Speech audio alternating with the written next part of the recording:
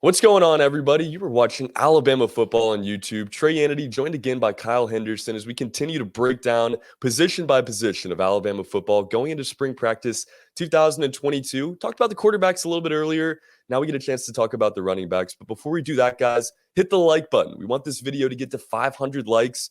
Talked about it in our last video, too, guys. We want the subscribers to look like the inside of Bryant-Denny Stadium on a Saturday.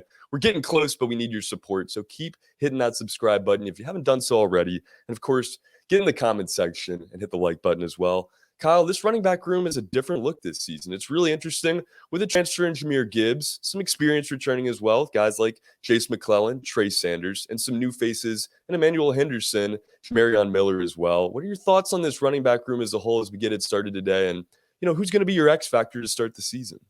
I think right off from the jump, you got to look at Jahmyr Gibbs coming in. 5'11", 200 pounds.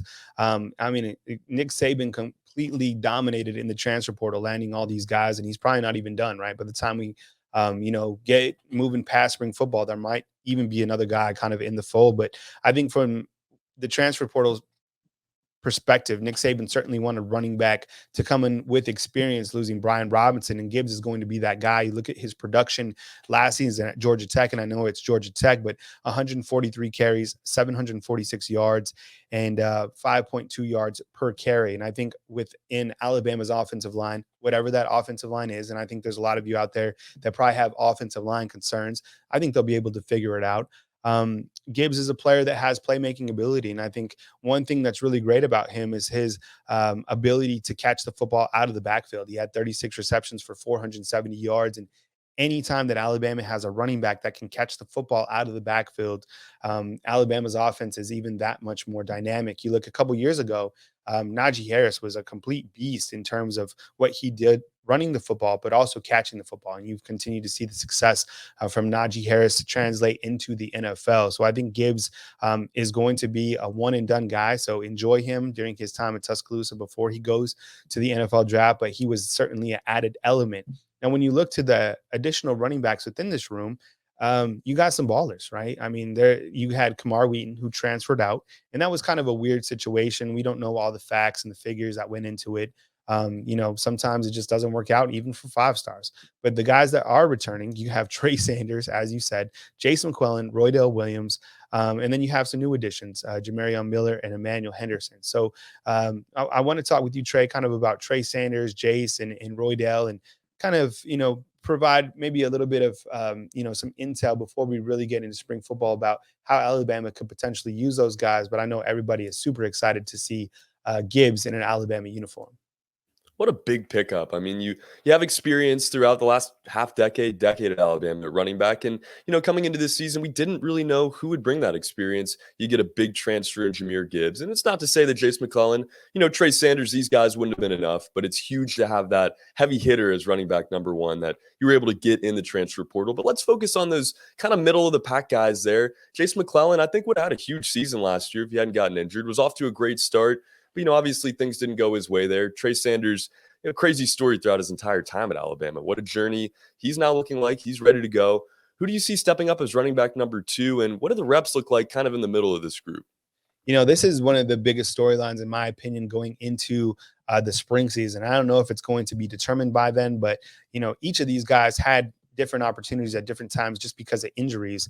You said it. Trey Sanders, after what he went through, it's remarkable that he's even still playing football, right? I think even Coach Saban was just really complimentary about his recovery. And we really don't even know the fine details. One of the things that keeps playing in the back of my mind is when Trey Sanders was injured in that car accident, they called the University of Alabama and they said that they didn't even know if he was going to make it. And now this guy last year gets in opportunities, and I know he wasn't the first running back that Alabama went to off the bench, but 72 carries, 314 yards, and showed up when his number was called. So let's continue to see the progression of Trey Sanders. That's one thing that we continue to talk about is progression as these guys continue to move forward.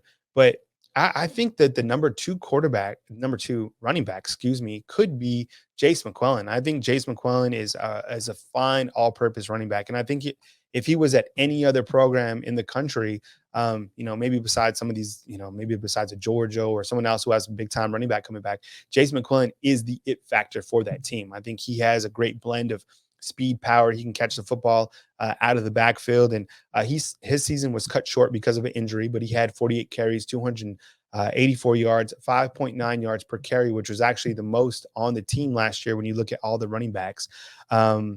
And I'm sorry, it was 4.8. It was Roydell Williams who had a 5.9. So let's talk about Roydell Williams as well. He was a guy that came in and showed a great burst of power. And Roydell Williams, out of the home state of Alabama, Hueytown, came in, I felt almost with a chip in his shoulder, and he really didn't have to say too much. But when he got the football, he was also very impressive as well. And then he goes out with the injury. So between Roydell and Jason, I think I got their stats mixed up, but you guys know who they are and what they're capable of. Each of those guys can certainly tote the rock. And I think one of the things that we've learned over the last couple of seasons at Alabama is we always go into the season, we're like, oh, there's too many running backs. One of these guys is going to transfer out. We haven't even talked about Jamarion Miller or Emmanuel Henderson, right? And maybe we'll save that for another time. And even our boy, the walk-on Elijah Crockett, who looked pretty good. Remember, we had the video of him. But I think one of the themes is every single year there's too many running backs. And then you get to the midway point because the SEC Alabama season's such a grind that, guys get injured, things happen. And you have to have quality depth if you want to compete for a national championship.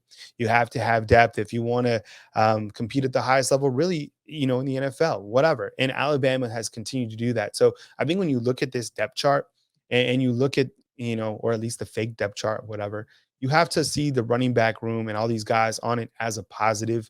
And, it's going to be tough for a lot of these guys to get opportunities. It's going to be tough for a lot of these guys to get reps. But when they do get on the field, they have to be ready to go. And Saban has talked about that. You've seen the leaked videos within some of his coaching clinics that saying, look, just because you're ready, you might not be as ready as you think you are. And when you have that opportunity to get on the field, you have to produce at the highest level.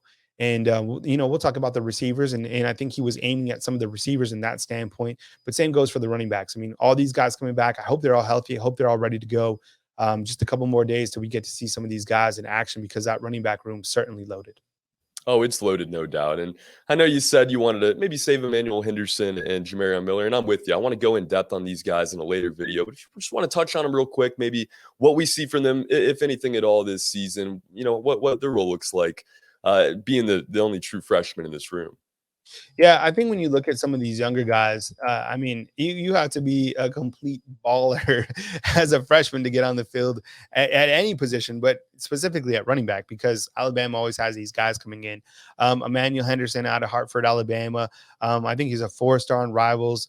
I think it's going to be interesting to see, what he does when he gets on campus, and could he potentially be a guy that we see kind of at other positions. I know Christian Leary was moved to running back in an emergency situation, but I think the guy who is going to certainly stick at running back is going to be Jamarion Miller.